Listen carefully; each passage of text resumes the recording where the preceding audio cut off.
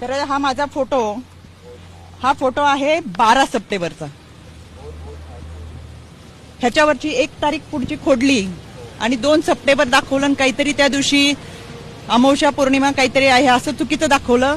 माझ्या आजही अकाउंटवर गेलात तर हे फोटो आहे असे आहेत, ते 2 सप्टेंबरचे नाहीत, ते 12 सप्टेंबरचे. दुसरी गोष्ट, 2 सप्टेंबरला आदरणीय अजितदादांच्या दौऱ्यात आम्ही होतो. हा माझा 2 सप्टेंबरचा फोटो आहे. 2 सप्टेंबरला हा फोटो झाल्यानंतर कुठेही माझ्या हाताला जखम नाही. हा 3 सप्टेंबर 4 सप्टेंबरचा फोटो आहे. माझ्या या भागामध्ये अधिकाऱ्यांच्या समवेत रस्त्याची पाहणी आहे, कुठेही हाताला जखम नाही. हा 4 सप्टेंबरचा आहे. आणि हा 5 सप्टेंबरचा फोटो आहे. कुठेही हाताला जखम नाही. कुठला दिवस होता, काय होता, विधी तो माहित नाही. आणि हा 6 सप्टेंबरचा आहे. कोणतीही हाताला जखम नाही. कायद्याच्या चौकटीतून ह्या सगळ्यांना आम्ही नोटिसा पाठवूच.